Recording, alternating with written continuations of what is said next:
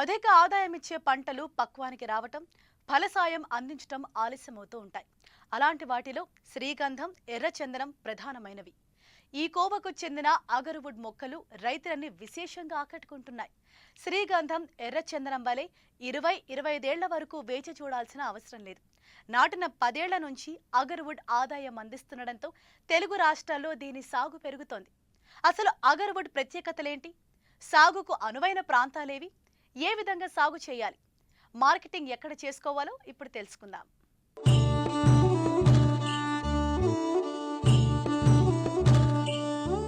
డబ్బులు చెట్లకు కాస్తాయా అనే వ్యంగ్య వాక్యం అప్పుడప్పుడు వినిపిస్తూ ఉంటుంది. అగర్వుడ్ గురించి విన్నాక, దాని ప్రాధాన్యత తెలుసుకున్నాక అది వ్యంగ్యం కాదు, యథార్థమనే విషయం స్పష్టమవుతుంది. ఎందుకంటే ప్రపంచవ్యాప్తంగా అగర్వుడ్ కర్రకు, దీనిలో ఉండే రెజిన్కు, ఆకులకు ఎంతో ప్రాధాన్యత ఉంది. పూజా కార్యక్రమాల్లో వాడే అగరబత్తీలు ఈ అగర్వుడ్ ఆధారంగానే తయారు చేస్తారు. ముఖ్యంగా ఈ చెట్టులో ఏర్పడే రెజిన్తో అనేక ఔషధాలు తయారవుతాయి. అతి ప్రమాదకరమైన క్యాన్సర్, మధుమేహం లాంటి వాటి నిరోధానికి ఎక్కువగా ఉపయోగపడుతున్నాయి. అగర్వుడ్ ఆధారంగా తయారు చేయబడిన మందులు క్యాన్సర్, మధుమేహం రోగాల నిరోధానికి మాత్రమే పరిమితం కావడం లేదు. కీళ్ల నొప్పులు, నరాల బలహీనత, లివర్, కిడ్నీ సమస్యలు, కడుపు నొప్పి, చర్మ వ్యాధులను నివారించడానికి విరివిగా ఉపయోగిస్తున్నారు. Malaysia, Indonesia, China, Taiwan, Japan, మధ్యాసియా, వియత్నాం లాంటి దేశాల్లో దీని ఆధారంగా తయారైన మందును ఎక్కువగా వాడుతున్నారు. అందువల్లనే అగర్వుడ్ ద్వారా లభ్యమయ్యే రెజిన్ కిలో ₹1,00,000 దాకా పలుకుతోంది. అంతేకాదు, అగర్వుడ్ చెట్టు నుంచి రాలి వృధాగా పోయే ఆకును కూడా టీ పొడిగా మార్చి ఆదాయం సమకూర్చుకునే అవకాశం పుష్కలంగా ఉంది. అగర్వుడ్ ఆకు ద్వారా తయారైన టీ పొడి వాడినప్పుడు శరీర రుగ్మత తగ్గడం, మధుమేహ వ్యాధి అదుపులో ఉండటం లాంటి సుగుణాలు ఉన్నట్లు చెప్తున్నారు. ఇంతటి ప్రాధాన్యత ఉన్న ఈ మొక్కల పెంపకం ఇప్పుడు తెలుగు రాష్ట్రాల్లో విస్తరిస్తోంది. సాధారణంగా అగర్వుడ్ చెట్ల సాగు అనగానే ఎవరికైనా వచ్చే సందేహం వాతావరణం. భారత్ లాంటి అధిక ఉష్ణోగ్రత, ఓ మోస్తరు వర్షపాతం గల వాతావరణంలో పెరుగుతాయా లేదా అనేది మదిలో మెదిలే తొలి ప్రశ్న. వాస్తవానికి ఈ చెట్లు ఉష్ణోగ్రత తక్కువగా ఉండే ఆగ్నేయాసియాలో ఎక్కువగా పెరుగుతాయి. మన దేశం విషయానికొస్తే ఈశాన్య రాష్ట్రాలైన అసోం, త్రిపురల్లో సాగు భారీగా ఉంది. క్రమంగా కేరళ, కర్ణాటక, రాజస్థాన్, గుజరాత్లకు పాకింది. సాధారణంగా ఈ చెట్లు పెరిగేందుకు 20 డిగ్రీల నుంచి 35 డిగ్రీల మధ్య ఉష్ణోగ్రత ఉండాలి. కానీ సాగులో ప్రత్యేక పద్ధతులను పాటిస్తే అగర్వుడ్ చెట్ల సాగుకు ఇబ్బంది ఉండదని పలువురు రైతులు నిరూపిస్తున్నారు. ఈ కోవలోనే పశ్చిమ గోదావరి జిల్లా సామవరపుకోట మండలం తూర్పు ఎడవల్లి గ్రామంలో ఓ రైతు 14 నెలల క్రితం 8 ఎకరాల పామాయిల్ తోటలో అంతర్పంటగా సాగు చేశారు. ఈ చెట్లకు నీడ కావాల్సుంటుంది. ఈ రైతు పామాయిల్ తోటలో సాగు చేయడంతో మొక్కలు ఆరోగ్యంగా, దృఢంగా పెరిగాయి. ఈ అగర్వుడ్ అనేది కొంచెం విభిన్నమైన పంట. ఇది నీడలో మాత్రమే పెరిగే పంట.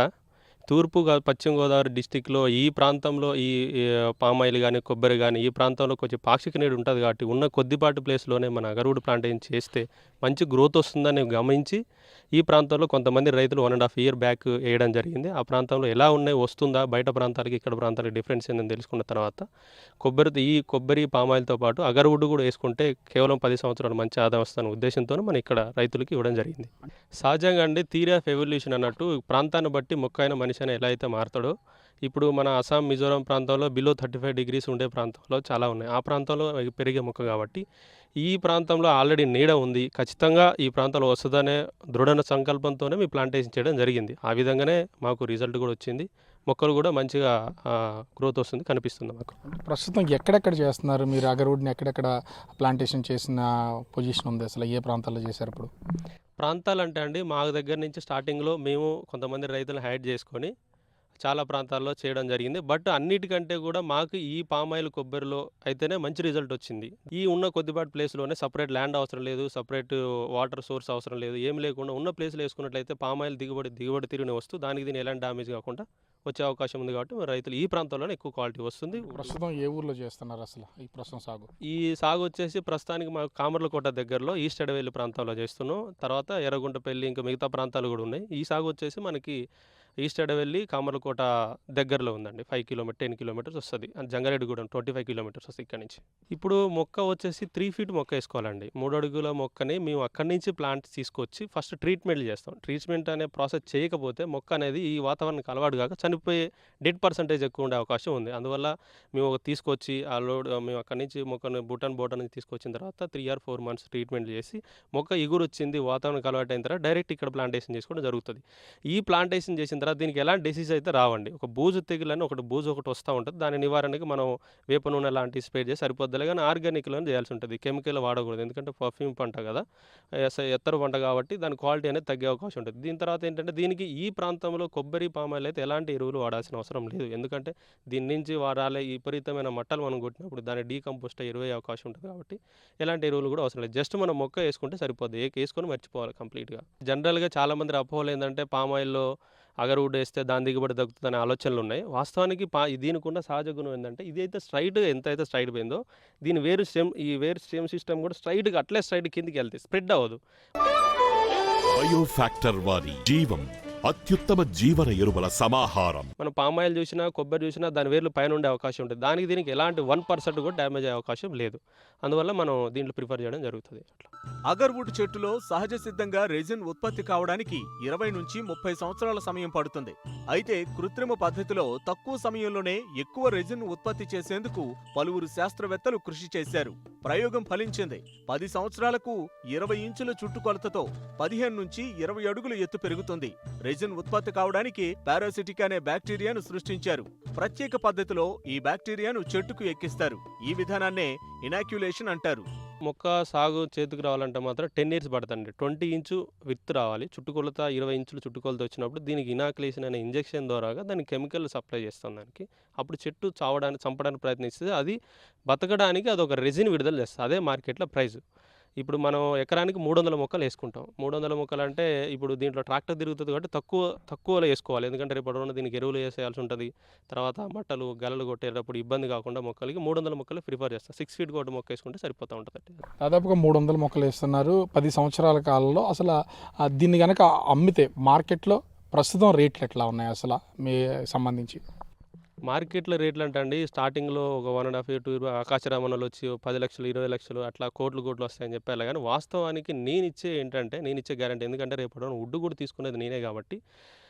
ఎందుకంటే మొక్కలు ఇవ్వడం ఎవరైనా ఇస్తారు. వుడ్ను కొనుక్కోవాలనే ఉద్దేశంతో ప్రతిసారి అస్సాం నుంచి ఎక్స్పోర్ట్ చేసుకోవాలనే ఉద్దేశంతో నేను ఇక్కడ మొక్కలు ఇవ్వడం జరుగుతుంది. నేను ఇచ్చేది చెట్టుకి 10,000 రూపాయలు వేసుకున్నా కానీ 300 మొక్కల నుంచి 10 సంవత్సరాలు 30 లక్షల రూపాయలు వస్తాయి. అంటే సంవత్సరానికి 3 లక్షల రూపాయలు. రైతుకి ఎలాంటి పెట్టుబడి లేకుండా జస్ట్ ఆయన 15,000 రూపాయలు పెట్టి మొక్కలు వేసుకుంటే కేవలం 10 సంవత్సరాలకు 30 లక్షల రూపాయలు వస్తుంది. అంటే దగ్గర 1000 times ఎక్కువ వస్తుంది. మనకి 50,000 రావచ్చు, చెట్టుకి 1,00,000 రూపాయలు రావచ్చు. కానీ అంత చెప్పడం కరెక్ట్ కాదు. రైతుకి 10,000 20,000 చెట్టుకి 20,000 10,000 అని చెప్తే చాలు, సరిపోతుంది. ఒకవేళ నిజంగా ఎక్కువ వస్తే హ్యాపీ. వన్స్ ఇది ఒక 1 year మట్టికి స్టార్టింగ్లో 1 year స్లో గ్రోత్ ఉండే అవకాశం ఉంటుంది. వన్స్ ఆ ప్యాకెట్లో నర్సరీ ప్యాకెట్ని విడిచి మన నేలలోకి వేరు స్ప్రెడ్ అయింది అంటే స్ట్రైట్గా వెళ్ళిపోతుంది. ఆగదు మొక్క. ఫస్ట్ 6 months నుంచి 1 year వరకే కొద్దిగా కష్టంగా ఉంటుంది ఎదుగుదల. దాని తర్వాత నుంచి అది పికప్ అందుకొని మొక్క స్పీడ్గా వెళ్ళిపోద్ది, స్ట్రైట్గా వెళ్ళిపోద్ది. అంటే ఎక్స్పోర్ట్ కానీ ట్రేడింగ్ కానీ అసలు మొక్కని 10 ఏళ్ల తర్వాత దీన్ని కట్ చేస్తే దీన్ని ఏ విధంగా ఉపయోగపడే విధంగా మారుస్తారు? దీన్ని అసలు ఎక్కడ అమ్మడానికి అవకాశం ఉంది? మార్కెటింగ్ ఎలా చేస్తున్నారు అసలు? మాకు 2 ఆలోచనలు ఉన్నాయండి. మాకు 15 years బ్యాక్ మా బ్రదర్ ఆల్రెడీ కువైట్లో సెటిల్ అవ్వడం జరిగింది. మా బ్రదర్ చెప్పడం వల్ల కూడా నాకు ఇంట్రెస్ట్ పెరిగింది. ప్రతిసారి మేము అస్సాం నుంచి ఆల్రెడీ పంపించాం, 15 kg మెటీరియల్ పంపించాం. అక్కడ పంపించిన తర్వాత ఏమైందంటే ఇట్లే మేము అక్కడికి వెళ్ళి చేసుకున్నా కానీ 4-5 lakhs మాకు ప్రొడ్యూస్ అవుతుంది ఫర్ మంత్లే. కానీ ప్రతిసారి అస్సాం మీద డిపెండ్ అవ్వాలి. ఎక్కడున్న రైతులు కూడా చెప్తే మనం ఆల్రెడీ ఇప్పుడు ట్రేడింగ్ చేస్తున్నాం కాబట్టి ఆలోచనతో మేము ఈ అగర్వుడ్ ఇండస్ట్రీలోకి రావడం జరిగింది. ఇంకో ఆలోచన ఏంటంటే మాకు ఇప్పుడు మా మిత్రుడు గంట వంశీ గారితో ఇక్కడ ఏదైనా ఆయిల్ ఫ్యాక్టరీ పెట్టి డైరెక్ట్ ఎక్స్పోర్ట్ చేయాలి. చెట్టు నుంచి మనం ఎంత కట్ చేసినా 3 or 4 kgs 2 kgs అట్లా వస్తుందండి. క్వాలిటీని మీద ఎంత క్వాలిటీ వస్తే అంత మనకి ప్రైస్ వచ్చే అవకాశం ఉంటుంది. డైరెక్ట్ మాకు ఆయిల్ ఎక్స్పోర్ట్ చేస్తేనే మాకు మ్యాన్ పవర్ కూడా తగ్గుతుంది, మాకు ఈజీ అవుతుంది ఎక్స్పోర్ట్ కూడా. ఆ విధంగా మన డాక్యుమెంట్స్ అని సబ్మిట్ చేసి వితిన్ 3 or 4 yearsలో మేము తీసుకునే ఆలోచనలో ఉన్నాం. అంటే అసలు కాస్ట్ ఎట్లా ఉంది? అసలు ఒక కేజీ ఎంత ధర పలుకుతుంది? లోయెస్ట్ ప్రైస్ ఎంత, హైయెస్ట్ ప్రైస్ ఎంత క్వాలిటీని బట్టి చూస్తే? లోయెస్ట్ ప్రైస్ 10,000 అండి పర్ కేజీ. హైయెస్ట్ ప్రైస్ అంటే 2.5 lakh 2.5 lakh 3 lakh కూడా ఉంది పర్ కేజీ. అది న్యాచురల్గా అస్సాంలో ఉన్న కొన్ని ప్రాంతాల్లో వచ్చే అవకాశం ఉంది. మనం లోయెస్ట్ చెప్పాను ఇందాక నేను 10,000 అన్నది కూడా 2 కేజీ లెక్క వేసుకున్నా 20,000 వస్తాయి. నేను అయినా కానీ చెప్తున్నాను 20,000 10,000 లెక్క వేసుకున్నా లోయెస్ట్ 10,000 అండి, హైయెస్ట్ వచ్చేసి 2.5 లాక్ 3 లాక్ ఉంటుంది. అగర్వుడ్ లోపల క్వాలిటీ మీద బేస్ అయి ఉంటుంది అది. అంటే అసలు ఎవరికీ తెలియనటువంటి ఒక పంటని ఇటు ఉభయ గోదావరి జిల్లాలు, పశ్చిమ గోదావరిలో కానీ, తూర్పు గోదావరిలో కానీ ఇక్కడ ఈ మొక్కలు వేసి సాగు చేయాలంటే అలా చేయాలనుకునే రైతులకి ఏ విధమైన సూచన సలహాలు చేస్తారు అసలు? నా రిక్వెస్ట్ ఒకటే అండి, నాకు కూడా ఖచ్చితంగా నా నమ్మకం ఏంటంటే ఈ ఉభయ రాష్ట్రాల్లో ఉన్న ప్రజలకి కొంచెం మొక్కలంటే ప్రేమ ఉంది. అందువల్లనే వాళ్ళు ఎప్పుడో ఇప్పుడు పామాయిల్ రేట్లు పెరిగిన తర్వాత చాలామంది పామాయిల్ వేస్తురండి. వీళ్ళంటే ముందు విజన్తో ఉన్నారు. ఈ ప్రాంతం రైతులు పాజిటివ్ నేచర్తో ఉన్నారు. మొక్కలంటే ఇష్టం ఉంది. మనకి చెప్పడం ఈజీ అవుతుంది.